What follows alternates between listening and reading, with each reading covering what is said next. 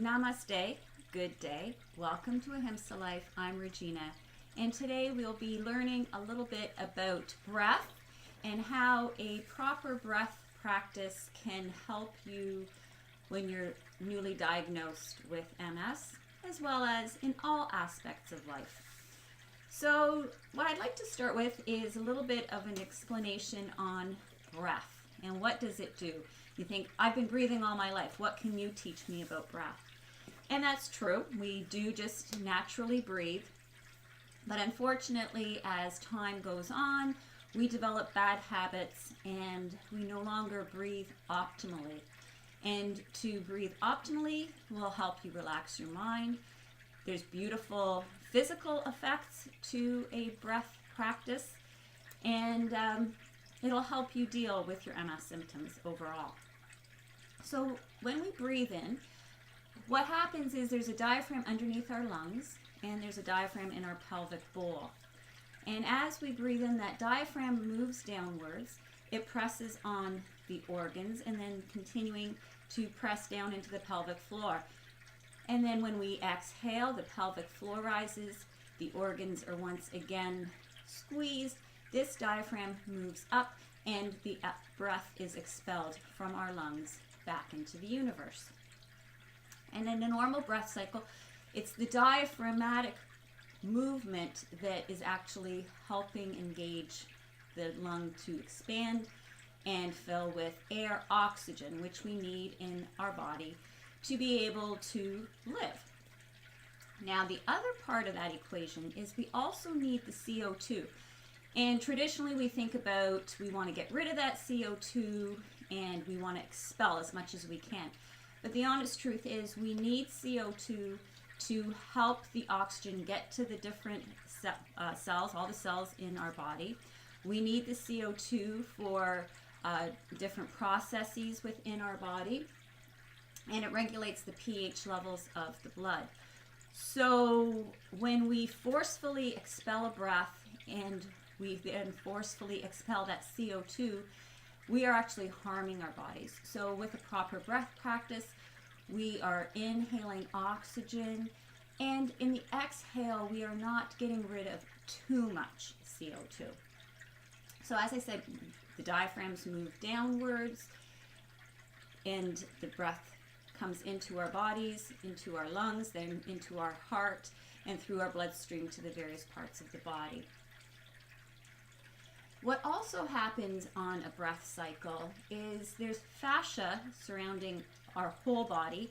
It's like almost looks like a spider's web, and it's connective tissue, and it connects all the way from the top of our head to the tips of our toes.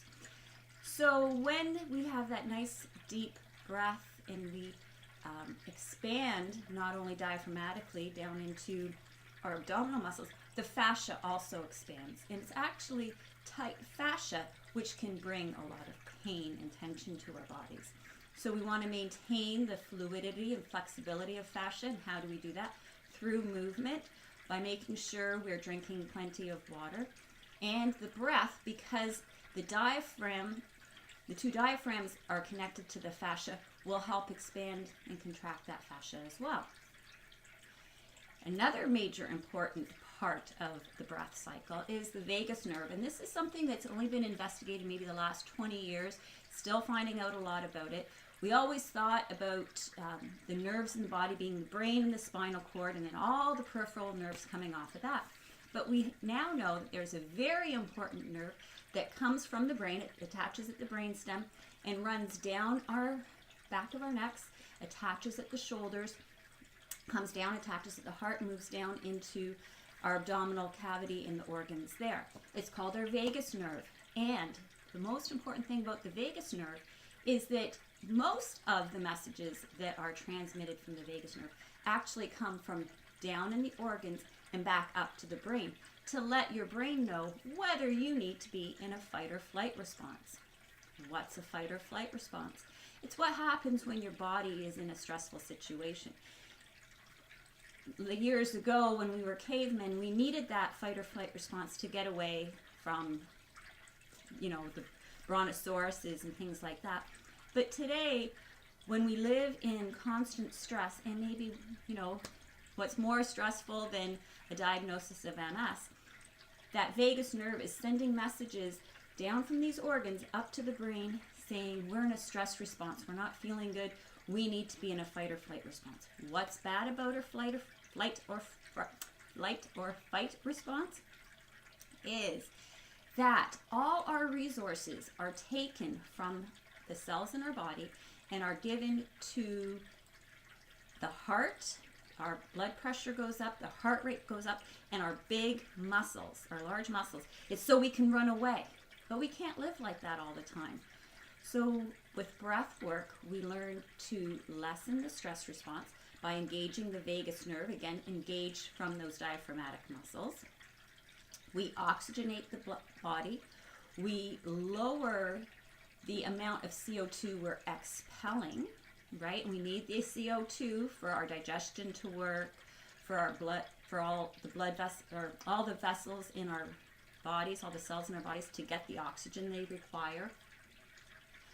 So we want to go into a more meditative, and that might be a scary word, but more just slowing down and breathing diaphragmatically. And it's something you can do all the time and should be doing all the time, every second of the day. So a little bit of information on why we want to develop a nice, slow, smooth abdominal breath. And now we're going to actually practice and learn how to breathe slowly with the abdomen engaged. So I'm going to suggest that you find a nice position. I like to lay down because that gives you the ability to totally relax. You're not trying to sit upright and engaging muscles. So you can just concentrate on the breath. So make sure when you lay down, put something underneath your knees. You want to be comfortable. And bring something underneath your head. Not underneath your shoulders. You just want your head supported. Your shoulders are off the pillow.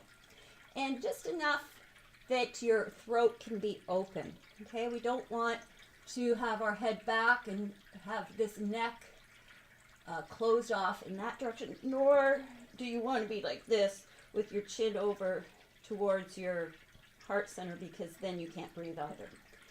So just nice neutral position, and if you have glasses or anything, take them off, and just take a few moments to settle in a comfortable position.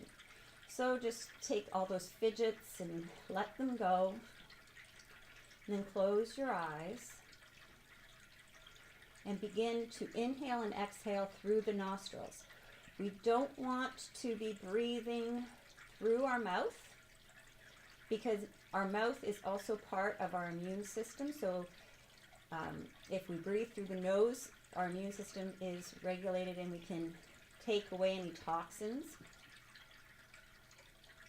And also breathing through our mouth, we exhale too much CO2. So just breathing in and out through the nostrils. And just watching where the breath is right now in your body. So just observing the rate of breath. So what kind of time passes?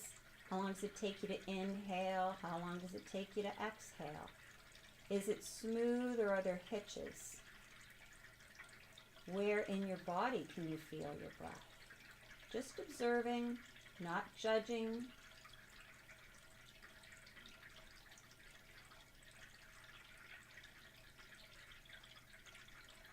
And then bring the hands onto the belly. So as I said, in an abdominal breath, we want to engage the breath so that the breath works its way down from the nose, down the throat, down into the lungs. And as we breathe in, that diaphragm, the lung diaphragm is moving down into our belly. Our pelvic diaphragm is moving downwards. So our belly expands. What we want to encourage is an expansion laterally across the whole lower abdomen versus just up and down from the belly button up. So bring the hands onto that belly and see if you can get the breath to go down deep into the abdomen and across the abdomen. So part one is just getting the breath down there, and it's amazing how many people are chest breathers. Very inefficient and ineffective.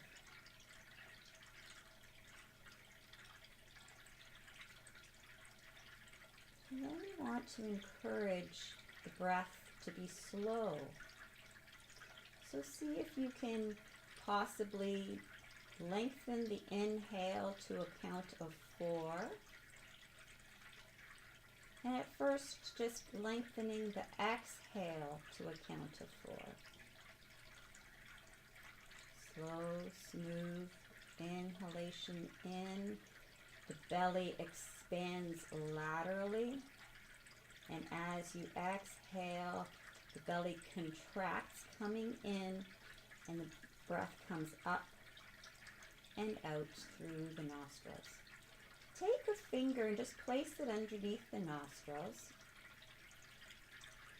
and watch what you feel of that air coming in and out. So we also want to make sure that we're not feeling much breath coming out. We don't want to feel a forceful, but more of a light breeze on that finger. Again, that's so that we don't lose too much CO2. If you're good with an inhalation of 4 and an exhalation of 4, we'll continue on. If you're having a challenge with that, try to relax and just keep working on inhale of 4 matched by an exhale of 4. To go to step 2, we're going to inhale for 4, pause for 1, and exhale for 6. At the bottom of the exhalation, just pause for a moment before once again breathing in, count to 4. Pause. Feel that energy running through the whole body, and then exhaling, count of 6. And take a moment just to pause at the end of the exhale to feel that emptiness, and begin again. So by observing the breath, we're quieting the mind. Can't think of all those other things that are going on in your life when all you can concentrate on is the breath in and counting, pausing, exhaling and counting, and pausing.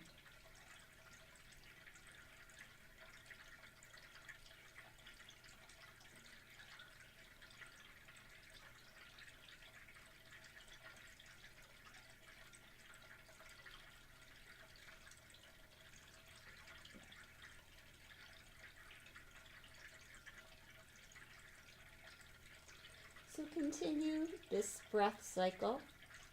Continue practicing for the next few moments. And then when you felt like you've got a good grasp of it, then you can slowly get up and start your day. And as I said, this breath practice is something that can be done anytime, anywhere, and it'll help calm your mind, it'll help calm your body, and it'll help ease some of those symptoms that you might be experiencing. Namaste. Have a great day. Please leave me your comments and suggestions. I'd love to hear from you. I'd love to share with you my knowledge and my experience and hopefully some positive energy. And if you like it, give me a thumbs up on YouTube and share it with your friends and family who are also learning to live with MS. Namaste.